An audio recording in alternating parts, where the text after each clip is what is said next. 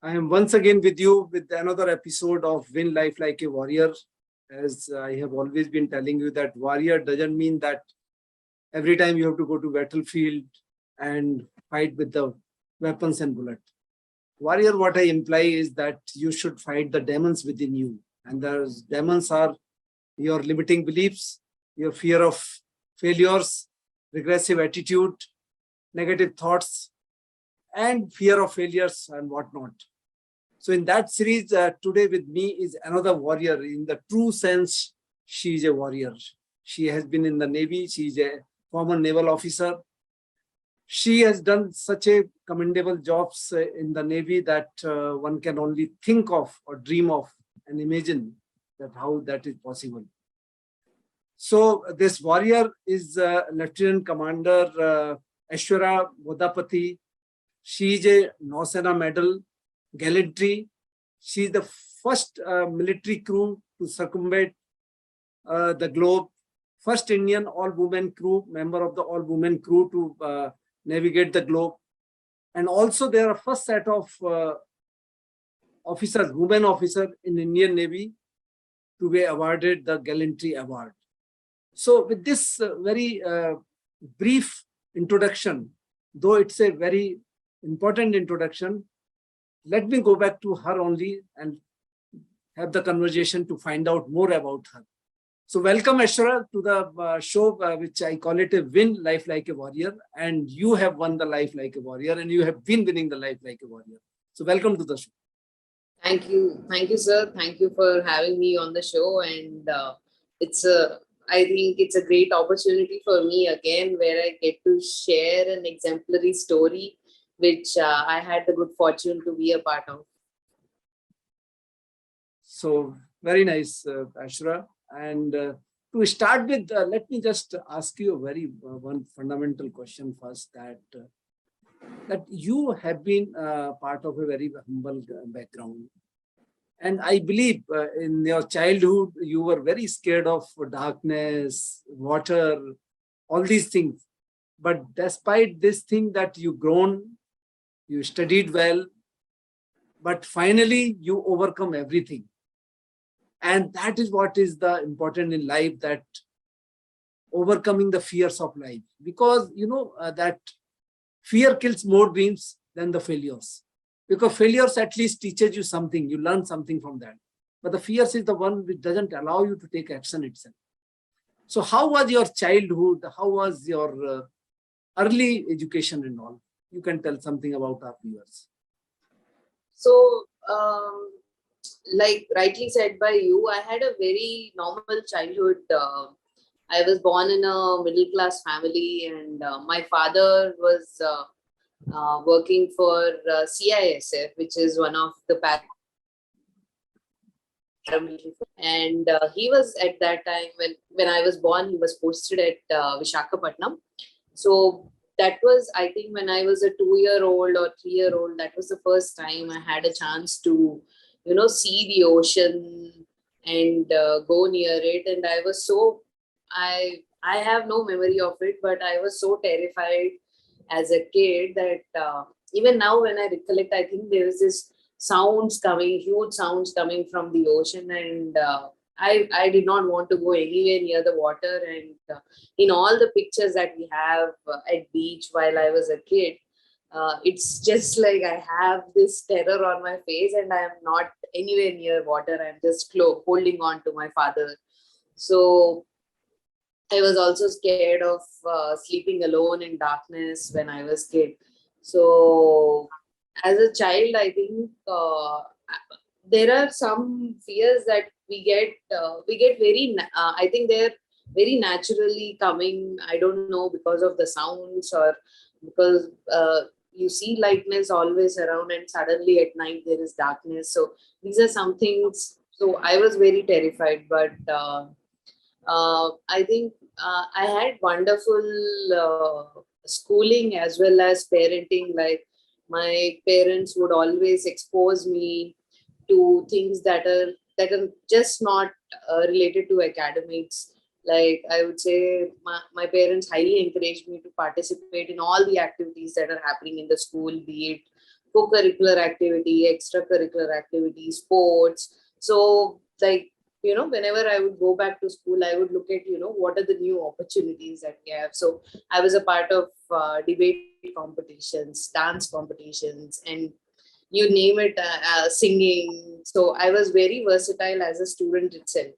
Um, and also, one thing that my father made sure that there is this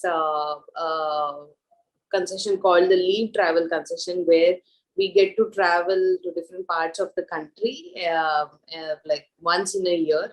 So he made sure that we went all around the country as kids, and experience new places and new people. So we had great exposure as children. And another thing that I would say was my school.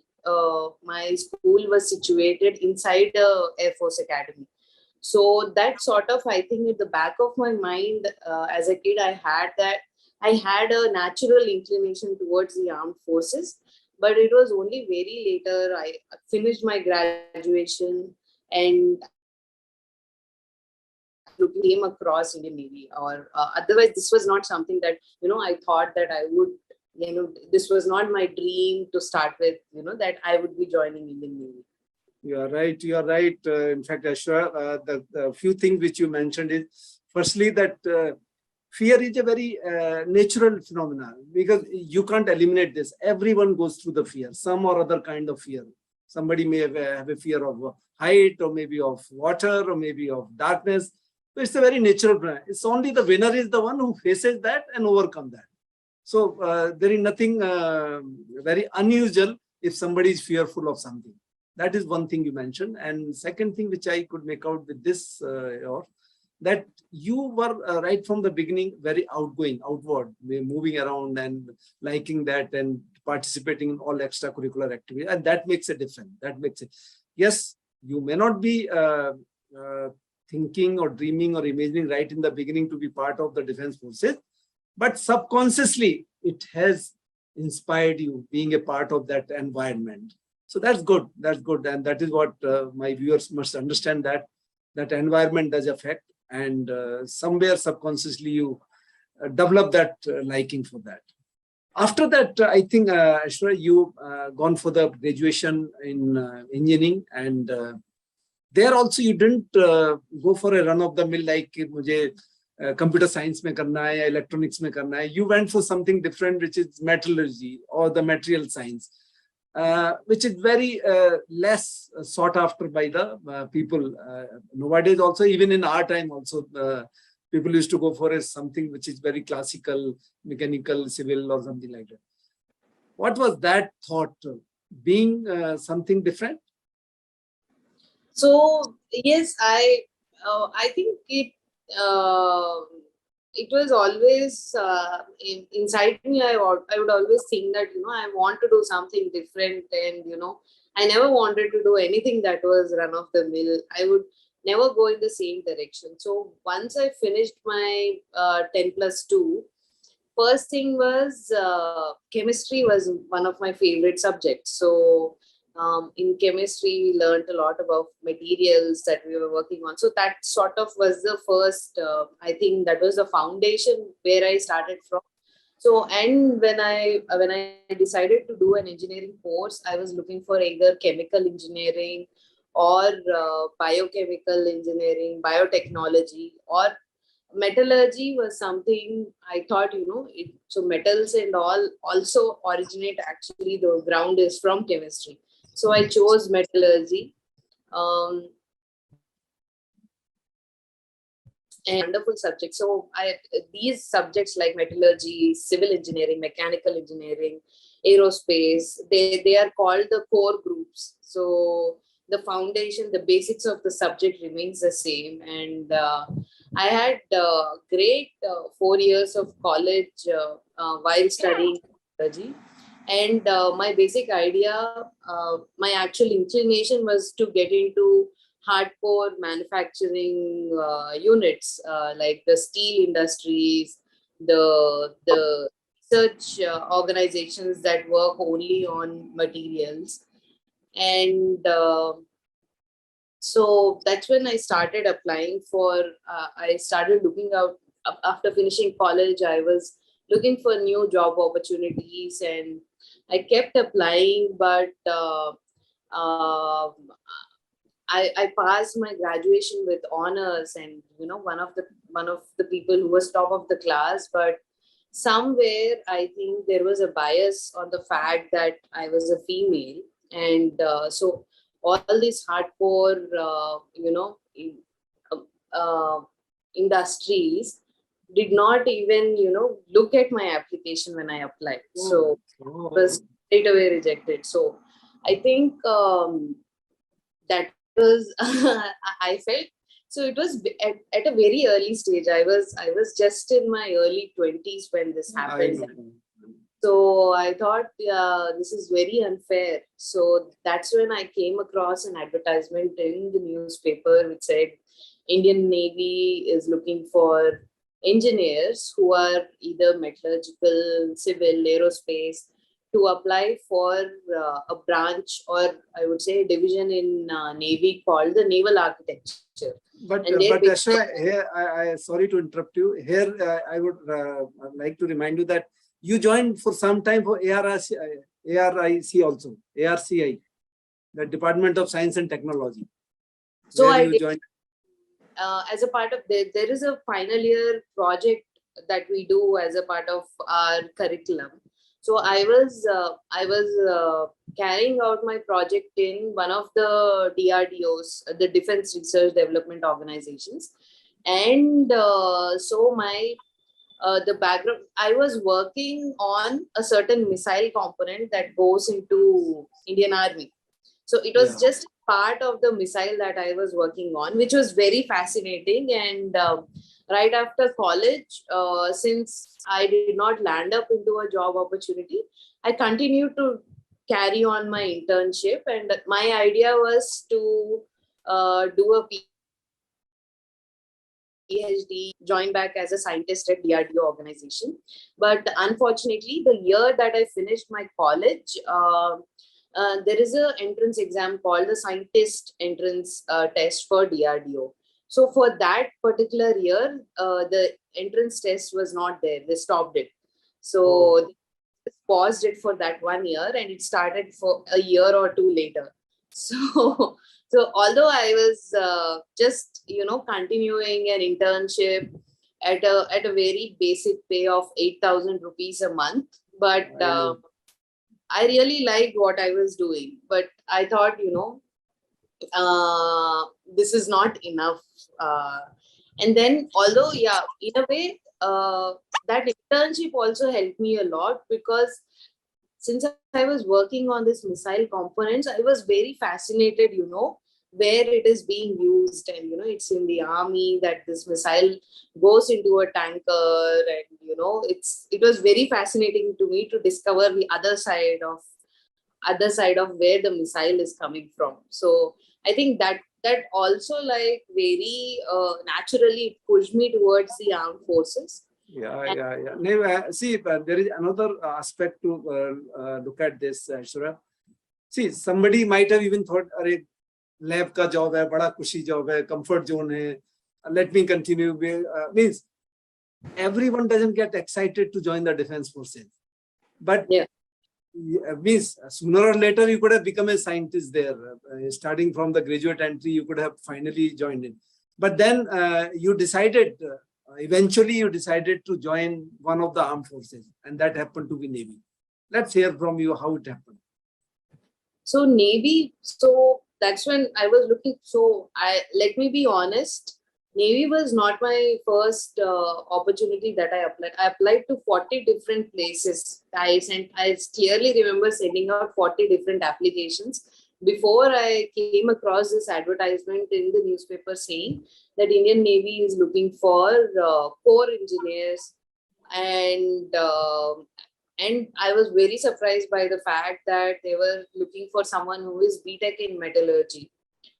And it did not really mention, that, most of the applications by then I came across were female candidates need not apply, or something like that. But this particular advertisement, it says both the eligible male and female candidates can apply. So that really, I think it was a very positive note to start from, where I think there is no gender bias in the armed forces to start with. So that was the reason I applied.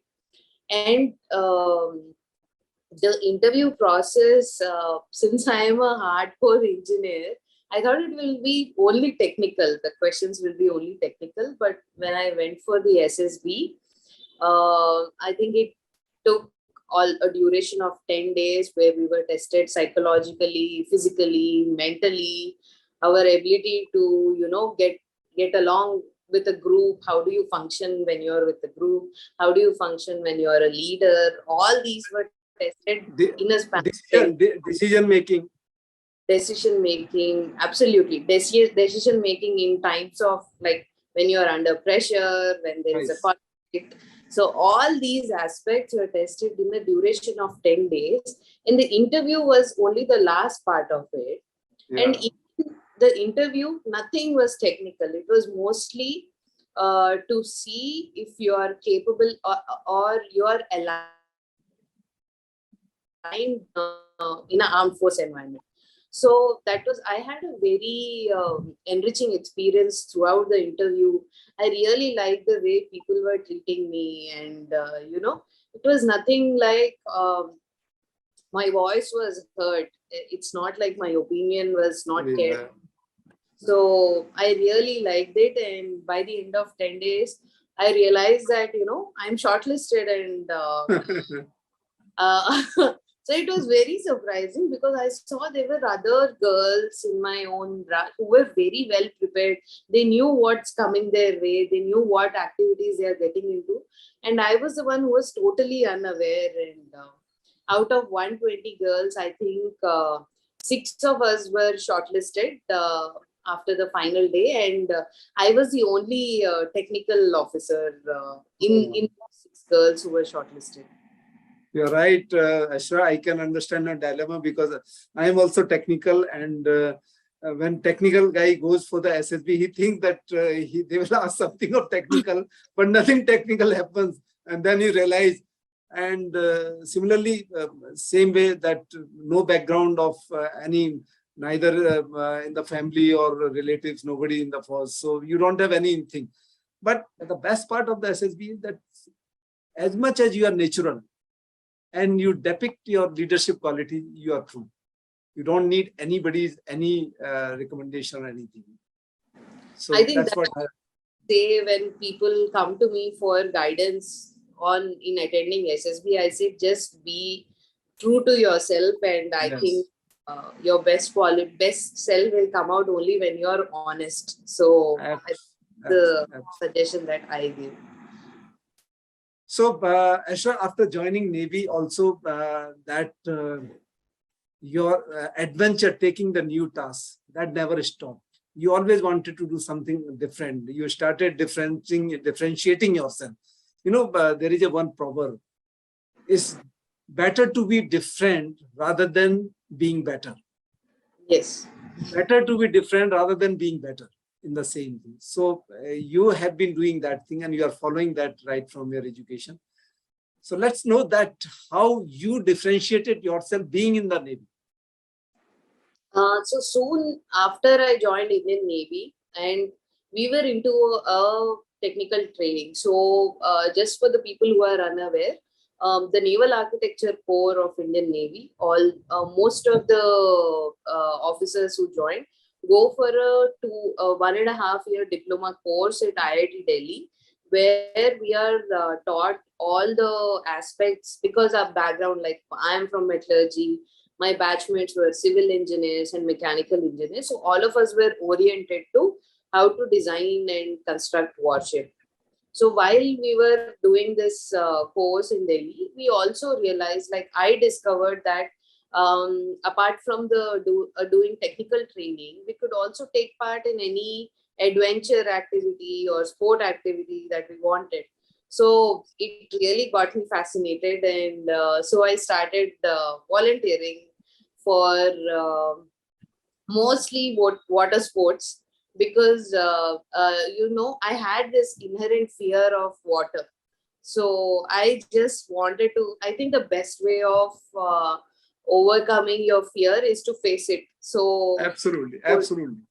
so I would go ahead and volunteer for only water sport specific activities like river rafting, scuba diving, and uh, uh, I don't know, jet ski. I am trained and certified in all the water sports that you can think of, and the last, I think, most unexplored water sport and most dominant in Navy is sailing. So Yeah. that was something that, being in Delhi and being near like rivers is something we cannot experience. So my first posting was in Andamans, Port Blair. Soon after I finished my initial training, I was posted to a ship repair yard, which is based out of Port Blair. And that's where I realized I got into sailing. Although sailing is not, I think sailing is not lots of the waters are infested by alligators, so in case you capsize, it's a dangerous position that we are getting into. But I started it there, and it was more like an unfinished job for me, and this is something that I always wanted to do. So while doing my appointment, I came across a notification, like there is something called IG that comes out in a signal that comes out, which was looking for women officers to go around all around the world expedition on a sailboat. Oh. So I got really excited, and without thinking twice, I just requested my boss to send me for this expedition. And so the thing is, there were only 2 lady officers in our entire unit of 40 officers. And so they said, and both of us volunteered. Okay. So the boss was like, at least one of you needs to stay. But then we convinced him that, we just want to experience it, and it's not something that we are really looking into. But then once we went, so the selection process happened in Goa. And once we went there, it was just something out of ordinary and something that we have never done before. So first aspect was, as while I was in Navy from 2011 to 21, that was the time when women officers could not be posted on board, since going on a warship is considered a combatant role, and that was the time when women were not looked into being on board warship.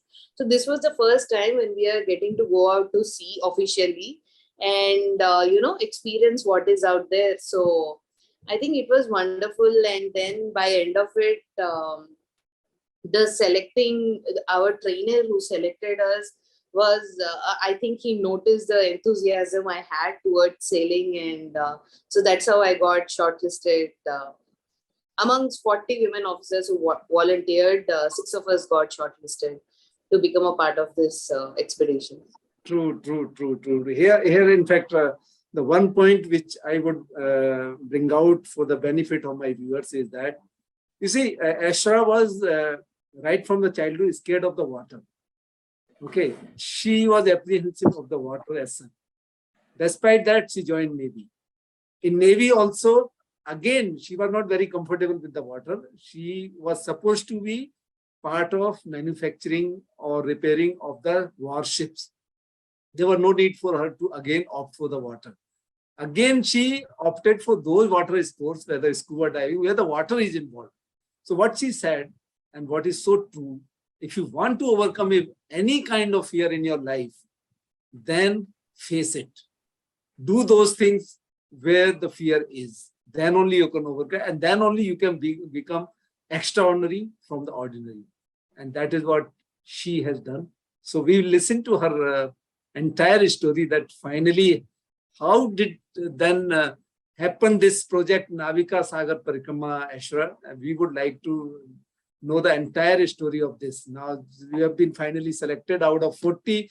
The 6 got selected, and I think your colleague of those 2, probably you are the one out of those 2. Sorry. Yeah, I was the one out of 2 of us who came from Port Blair. Yeah. So how about this now, the preparation for the Navika Sagar Parikrima and all? You can start your sharing your story of Navika Sagar Parikrima was parallelly happening while, even before, I think it happened even before we joined Indian Navy, where there's a great visionary, Admiral Manohar Avati. He's no more, but he was the one who thought, Indians are the oldest voyagers. Like, we were the ones who manufactured, we have, like, I think there are incidents from Harappan civilization where there is a significance, presence of manufacturing ships in India back in 12th century, 13th century. So we were the oldest ship makers, and we were the ones who went. In fact, it is said Columbus went around the world in a ship that was made in India. So, they say we are the oldest manufacturers, and somehow because of the colonization, this tradition of manufacturing ships and going in the ships made in our country, it slowly died. So to bring back, I think one of the idea was Indians should be, in fact, the first circumnavigator who successfully completed a all around the world voyage went in a boat that was made in India. The name of the boat is Suhaili, and the person's name is Robin Knox Johnston. So because we have such history, I think we should be the ones who should be sailing around the world. So it started in 2009. Our mentor, the person who trained us, Captain Dilip Donde, was the first Indian to circumnavigate the globe. He took finished the journey, taking a duration of 10 months. So, and he did solo, I believe. Yes, he did it solo. And to take this expedition one notch high, Commander Abhilash Tommy became the first Indian who he did this journey on from 2013 to 14, where he took a duration of 151 days to go around the world non-stop and unassisted. So non-stop and a solo voyage comes with the challenges of its own. In fact, I am in touch with him also. So it was a wonderful, I think it was, so those are the 2 people who put India's face on the world of circumnavigation. So that's when I think the thought came, why not women go on an all-around world expedition? So the number of 6 was also decided basis on the fact that, how many people can the boat accommodate? Actually, the boat is built for only one person, right? So then initially they were thinking 4 people, and then they were like, okay, 4 people will go and 2 will be standby. But then those 2 people are also like, going through the entire process. So, why not they be part of it? And finally, it was decided that 6 women officers will be going across the globe. The selection process was also such that they wanted to see people who were really, really wanted to do this. Not for the fact that it is something different, but then, it's a very serious thing that we were doing, because this expedition was more like putting our lives at risk, because we are venturing into the greater oceans where everything is unknown. The weather, the wind, everything is unpredictable. It changes every year. So we had to be well prepared. So we started training for this voyage in 2014. And so we were trained in all aspects. Traditionally, the men in Navy are trained to learn about navigating a ship, learning about the weather conditions, doing signal and communication while they are at board. And all these are different branches of Navy where everyone is vertically specialized. But then we had to undergo training because it was only us. We were the crew and on board our ship. So we had to train in each and every aspect, be it as small as, now none of us were great cooks, or we had to learn cooking to nourish ourselves. Then we also had to learn how to repair an engine when you are out at sea, and if some electrical equipment goes bad, or how to run a boat based on wind. That was something very new to us, and all these aspects, predicting the weather 48 hours in advance and changing the direction of the boat accordingly. So all these were unknown territories, and we had to be trained in all of them, and so well trained that we could go around the world in a small boat without taking any external help. So absolutely. It's a really a challenging task. So when you started this journey of Navika Sagar Parikrima, let's our viewer know that what exactly Navika Sagar Parikrima is all about. What are those parameters which defines that? Then let us know that when you started your legs, first leg, second leg, what all challenges you gone through and what beautiful scenes you came across. So a whole lot of experiences. So starting with your, what is the definition of that? So that viewers must get excited that it is not just simply parikrama, it is something more to it. So Navika Sagar Parikrima, actually if you translate, it is circumnavigation of the globe by women voyagers. So Navika is women voyagers. So circumnavigation comes with its own rules. The first rule is that we should start and finish the voyage at the same port. So since our boat was manufactured in Goa and we were also based out of Goa, we started the expedition from Goa, went around the world and completed it at Goa. The second rule is we should cross the equator twice. Equator is the central line that divides the earth into two equal halves. So since we are in the upper tropical region, so that was something we had to do. So that while going, we cross the equator, and while coming back from Africa, we cross the equator for the second time. The next rule is that we should not pass through any canals, straits, or channels. So this is basically, they are the small pathways that we have between two continents or two land masses. So this is more like a shortcut, and that is, I would say, it is more easier path. And the canals and the straits are the most chosen paths by the merchant ships, or they have smoother weather conditions. So that was rule number 3. And the fourth rule was we should go below all the 3 great capes. So the 3 great capes are Cape Leuven, which is the westernmost tip of Australia, Cape Horn, which is the southernmost tip of South America, and Cape of Good Hope, which is the southernmost tip of South Africa. So these are the 3. Basically, we have to go below all continents except for Antarctica.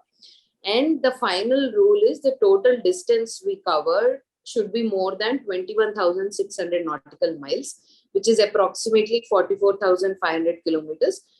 This distance, this number is actually equal to the circumference of the Earth. So and that is why it is called circumnavigating the Earth. Correct. So I cannot just,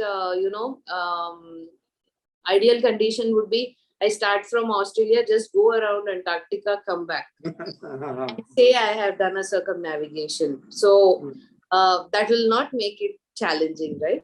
So these were the rules set up so that a circumnavigation happens.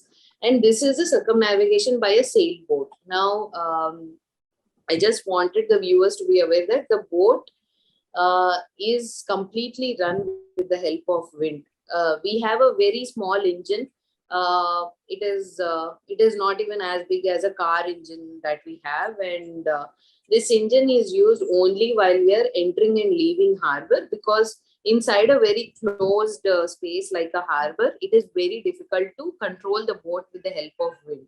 So the engine was used only to enter, or otherwise at such a long distance voyage, the in boat running on the engine completely, it will not sustain. Yeah. So these were the rules, and we started this journey after training for 2.5 years in on 10th of September 2017. It's exactly been 5 years that we have started the journey. So, Aishwarya, one question here, just my curiosity and maybe the viewers also. So when you only use the wind to navigate the boat, what is normally the speed you attain, maximum speed you may attain with that, or minimum? So when the sails are completely up, basically we are using the entire surface area to fill in the wind and go at the fastest. The fastest speed that we could go was 6 knots per hour, which is close to 12 kilometers per hour. So the speed is not much, but it was enough for it's not a racing boat; it's a cruising boat. So it was and also, since we had to carry a lot of food supplies, water, drinking water, cleaning water, so that also makes the boat heavy. Although in terms of tonnage, it's only a 23-ton boat, but since the boat is heavy, the speed is also accordingly reduced according to the weight that we have. It's the general rule of, I think, any vehicle. I know. If lighter, it's faster. But it's a heavier boat, and we have a keel. We have a keel on a boat, so it's basically something that is used for stability.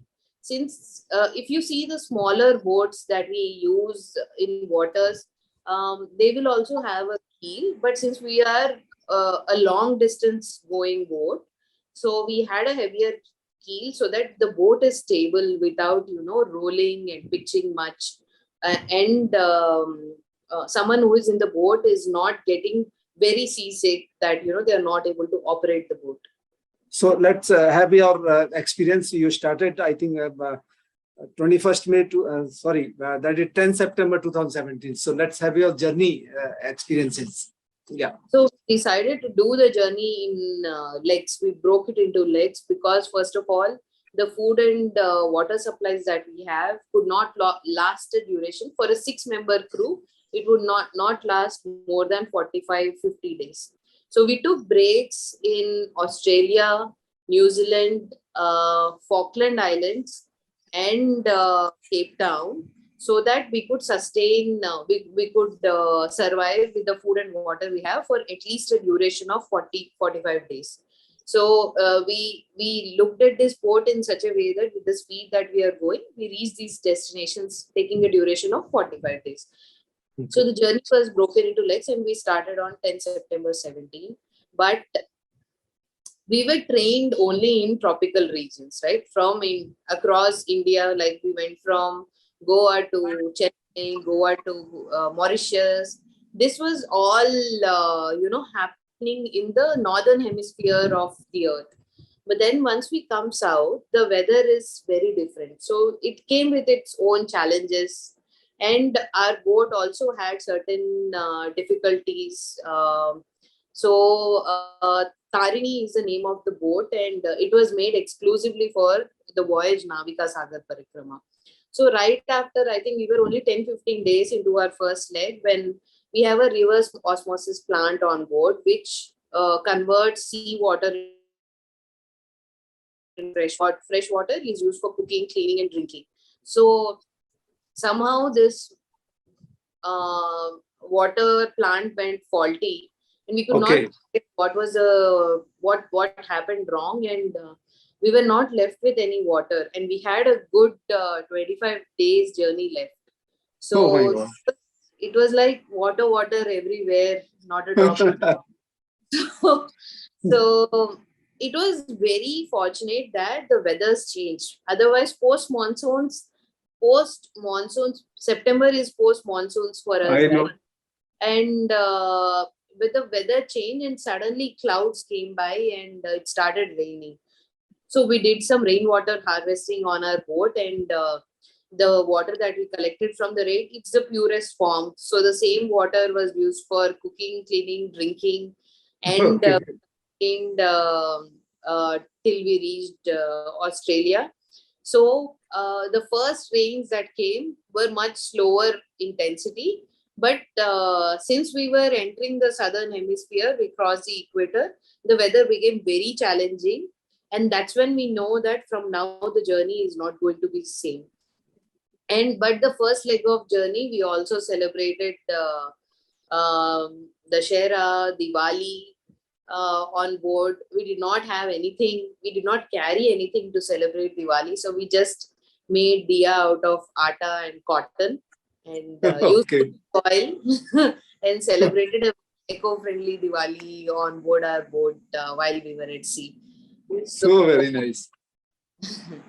So with all these challenges, we reached Australia, and we could repair the reverse osmosis plant. Basically, the filter was choked and it had to be replaced, and we could only get a new filter while we were at land. So these halts at ports not only helped us recuperate from a long journey that we have taken, but also any repairs, external or required spare parts from outside, we could attend to them while we are on this. We would generally take a break of 10 to 12 days. So from in Australia, we also had the opportunity to go to a lot of schools and universities to share our experiences. It was very new to us. Now I'm able to very clearly share my story. Otherwise, that time, since we are from the armed forces, we are generally limited to few sentences when trying to have a conversation. So I that's how. know. So this first leg For was the one. reporters. First leg was a one challenge which you have come across. Thereafter, I believe when you proceeded further, you came across a few more challenges, also some beautiful experiences of the nature. Absolutely. Let's share Then something. our second leg was from Australia to New Zealand. This part of area is the start of Southern Ocean or South Pacific as we call. So, but then it actually, the Tasman Sea, the area below Australia, it is considered very rough and the weather is very bad, and it's going to be very challenging. But we were very lucky. There is a phenomenon called a high, where the winds are very calm and the sea is very smooth. So this leg from Australia to New Zealand, which originally was supposed to be very harsh, went out very smooth for us. So because of that, we could witness a lot of natural phenomena in the ocean. We saw a lot of sea animals like the whales. We saw a variety of whales like the killer whale, pilot whales. The biggest whales, I think they're called the sperm whales, whale shark. So these were different whales that we saw. They were dolphins and porpoises are like a everyday phenomena. There are hundreds and thousands of dolphins coming.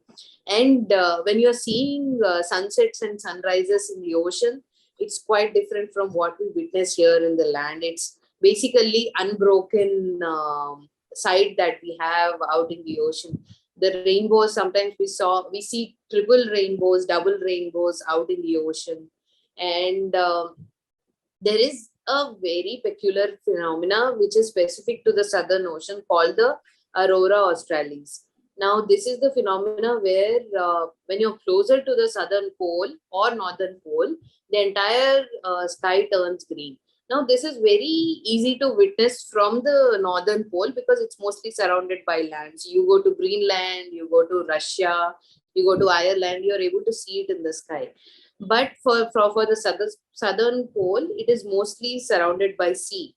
So it was very beautiful, and we were very, very lucky because in history of circumnavigation. Very few people have witnessed southern lights, and we were one of those lucky people where the entire sky turned out emerald green, and it was just beautiful to see. And there is also something called bioluminescence. There are certain chemical particles, like I would say they are more like algae, that is present on the sea surface when close to the land. And when the boat moves through it, so it's like you have leaving a trail behind of light when you're going. So it was, all these were the beautiful phenomena that we got to witness in the Pacific Ocean when we were in the second leg of the voyage. It took us about, it was a very quick pass because the weather was very good. We reached in about 25 days from Australia to New Zealand.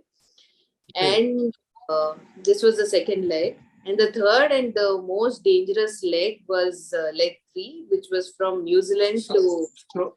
Yeah. So Aishwarya, this leg where you saw this natural phenomena and all, could you capture them in your cameras or something? Absolutely. So we captured, I think, all the fishes that we saw, we were able to capture. I think the only phenomena that we could not capture was the bioluminescence and the southern lights, mostly because we did not have a very high quality camera that are waterproof. We could carry only waterproof cameras because suddenly there is a splash and the regular cameras can damage. So yeah, the cameras were not of such great quality, but then all the fishes and the whales, the sharks that we saw, they were all captured. Now, another thing is, people might think that, sharks and all can be dangerous when they come really close by. But I would say, since our boat runs on wind, it doesn't make any noise. So for some sea animal that is passing by, it thinks probably this is another fish, because the propellers are not running. It's not very damaged to them, so they don't try to attack. They are very friendly. So that's why these dolphins, fishes, they come very close to the boat, and we were able to capture very good pictures of them. Okay, so let's see this next experience of the next leg. So the next leg, the weather got really cold, first of all, because we are from tropical regions. We are not used to such cold weather of minus 7. This leg was from New Zealand to? This was from New Zealand, Falkland Islands. So Falkland was only the closest piece of land we could get to the southern, after crossing the Pacific Ocean. So the weather got really cold. We started putting on layers and layers of clothes, 10 layers, because we have to wear our wet weather, like the raincoats. Then we have to wear our winter wear, which is the jackets. We have to wear the gloves. We have to wear the shoes. And with all this, we also should be able to be mobile and, take quick reactions in case the weather changes and suddenly we have to change the direction of the boat. And we got into a storm. Now this storm was of an intensity of a hurricane, like where the wind was blowing at 150 kilometers per hour, which was 75 knots, which is very high. This high speed wind. When such wind blows, you cannot hear what the person standing right next to you is trying to tell you. And on the top of it, it was raining, it was cold, our hands were frozen, but still we had to hold the boat, and it required a lot of physical strength to bring the boat, keep the boat stable in this weather, where we had huge waves coming and crashing on the boat. The waves, which were 9-story, as high as a 9-story building, and it's very important to keep the boat stabilized and to keep the boat going. And if such waves are coming, we are riding the waves instead of taking that wave crashing on us. So it was very important. And the storm came middle of the night, so the visibility is 0 because it's night. It's complete dark because there is also rain, and there was not even moonlight, so that we could, so the only way we could predict where the wave was coming from was by hearing and sound. So it was a very, very challenging experience, because the storm lasted for about 18 hours, which was God. most of it, the 12 hours were in the night. And it was only in the morning, and that too, we did not get into the eye of the storm. Otherwise, I think, one mistake and the boat will snap and we would have been gone forever, and nobody would have found us. So we were at an area where the closest help from land was 48 hours away. My God.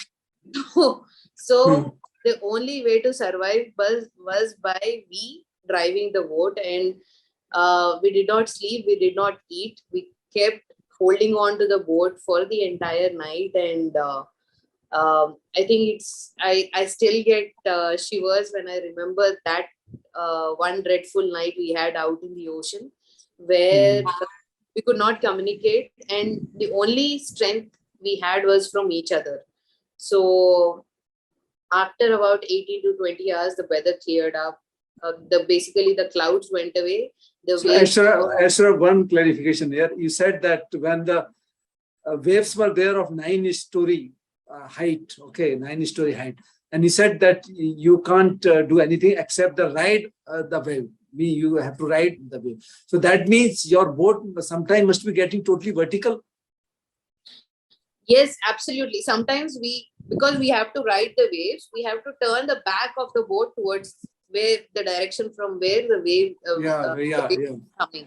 So sometimes we are like going into the ocean, right? Sometimes you must be going up also vertically. Absolutely terrifying. And we don't know one wave we are riding, we don't know whether we are going to come out of it alive. So there were several such waves coming all throughout the night, and we really had to be vigilant, careful. All the training that we had done for 2.5 years before going on that expedition came to use on that one night, because I think the most important thing that night was none of us gave up. It was very easy to give up. Fantastic. That is what the courage is. That is what the courage is. Yeah. So all of us just kept going, just kept encouraging each other that, after this wave, it's going to be smooth. After this wave, it's going to be smooth. And we went on for entire night. And it was only in the morning that, we saw sunlight. And once the sunlight came, we saw the weather clearing up, and we saw fishes jumping and coming around, and we saw birds flying, and that's when we knew that this is over.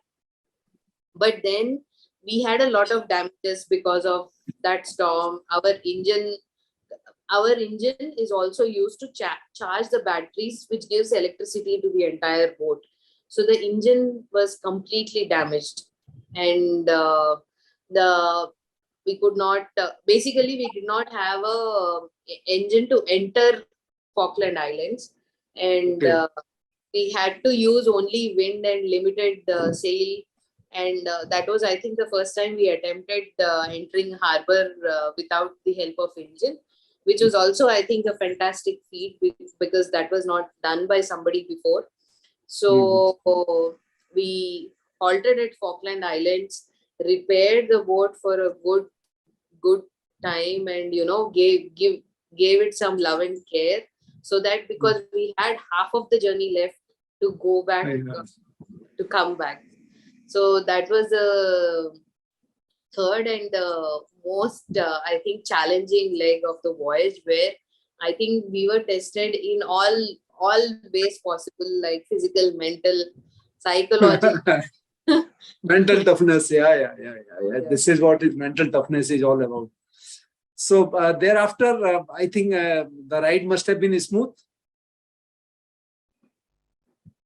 So the next leg of the voyage was Atlantic Ocean, crossing the Atlantic Ocean from Falkland Islands to Cape Town.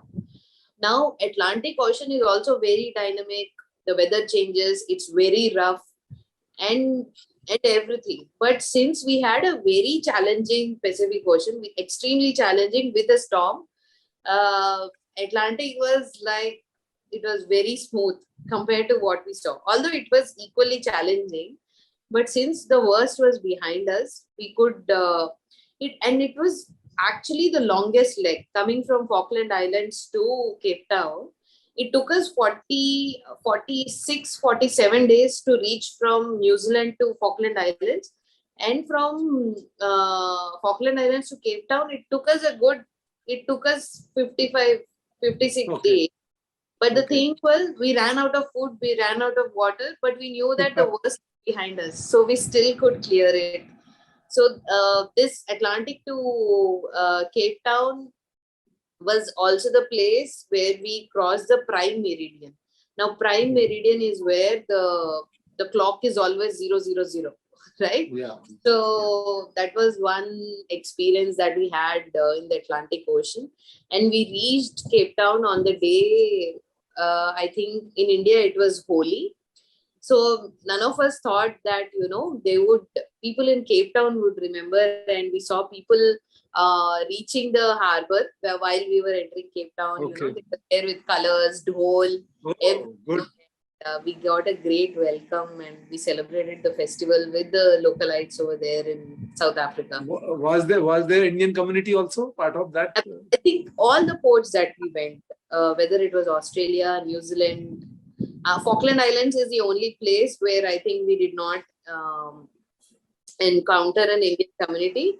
But apart from that, including Cape Town and Mauritius, where we did an emergency halt later, there was always Indian community. And, wherever there is Indian community, they shower a lot of love. So for Indians, showering love is food.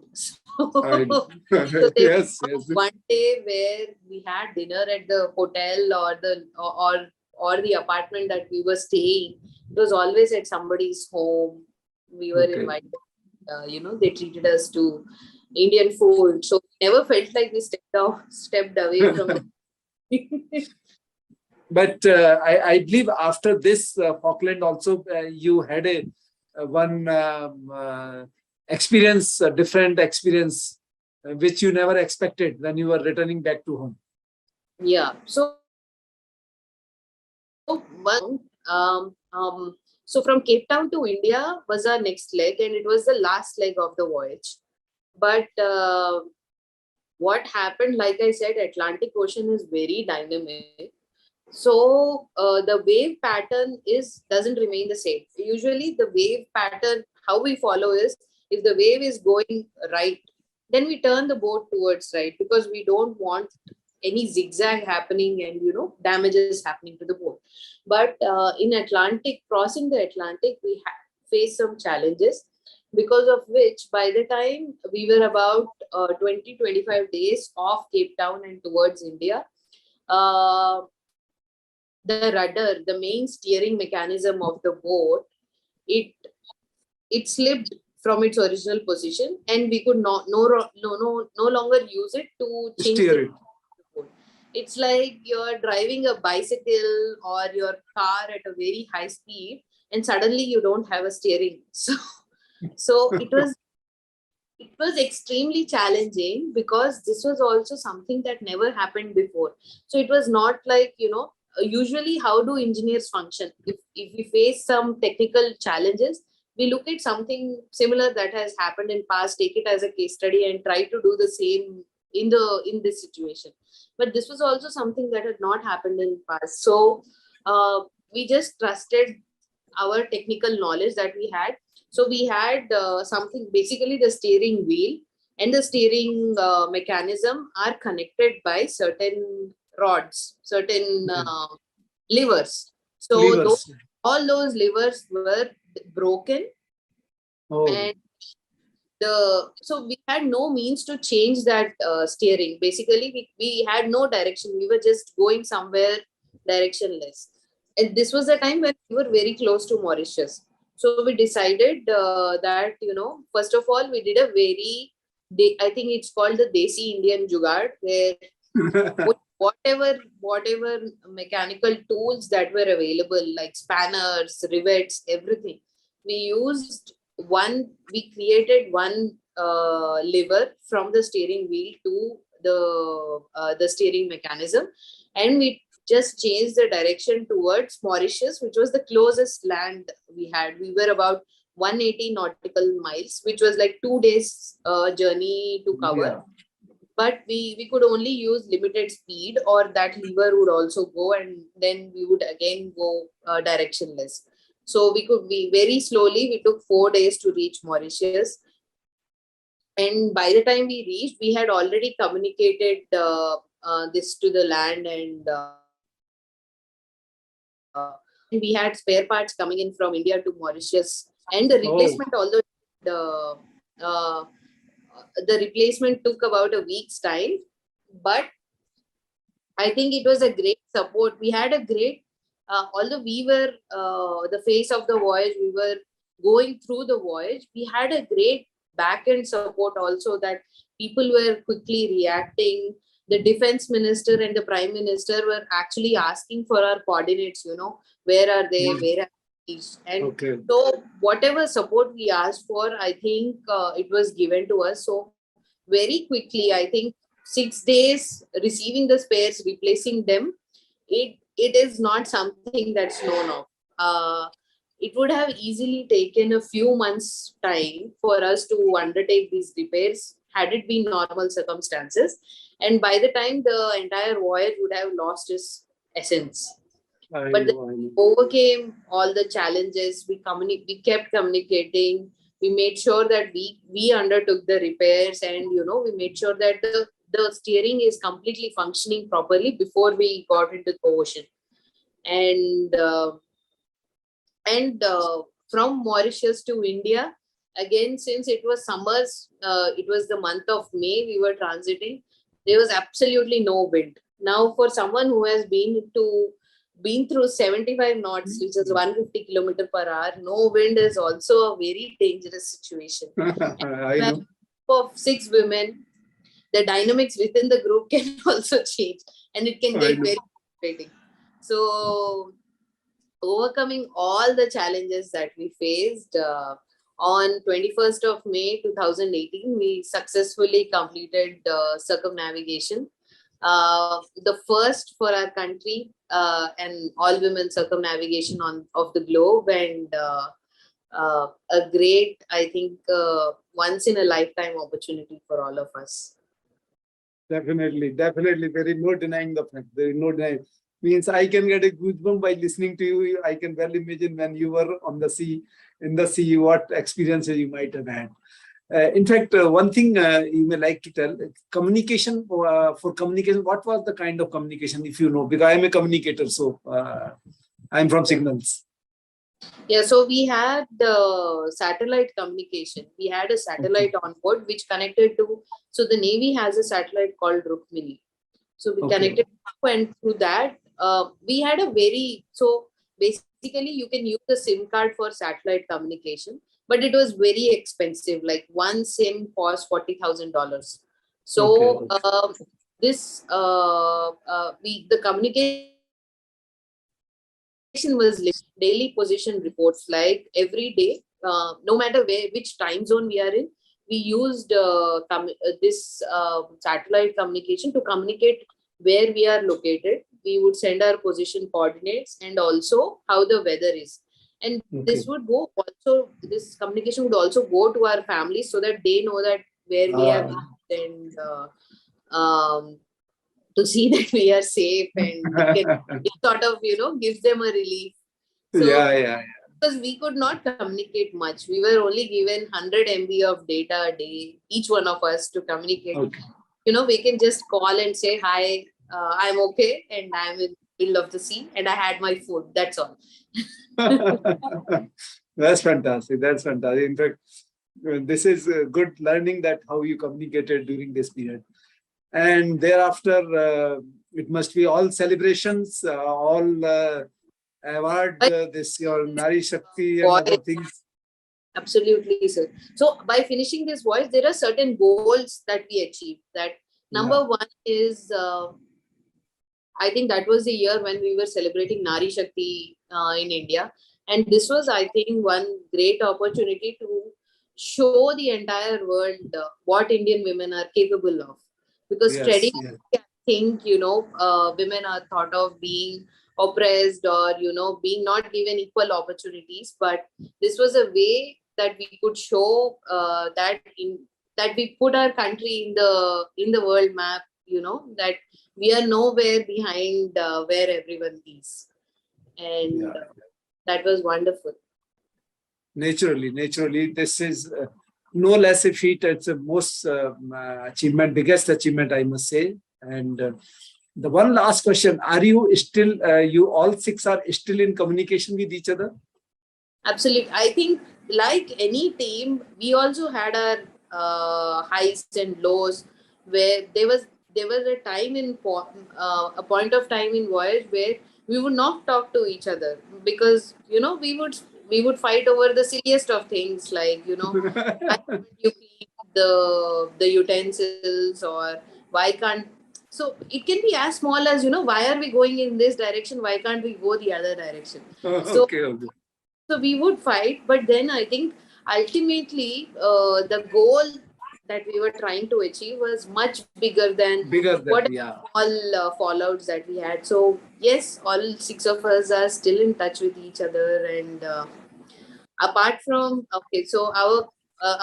me and my captain, the skipper of the boat, Lieutenant Commander Vartika Joshi, all other four serving in the Navy. All remaining four are in the Navy, still Navy. Yes, absolutely. Only Joshi is also taken retirement and premature. Yes. Okay, okay.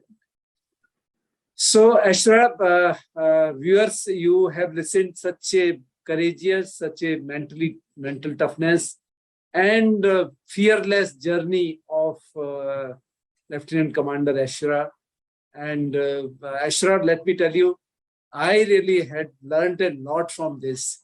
And so my viewer must have learned that how to overcome fear, how to sustain in the challenges of the nature, and how to finally achieve your goals, which is more important. In the end, you said the goal is more important than your small things of life. And thank you so much, Aishwarya, me and on behalf of my audience. And wonderful listening to you. And I'm sure that it has given an immense value to my viewers. Thank you so much for having me. And I had a wonderful time sharing my story and recollecting it again. Thank you so much. Definitely. And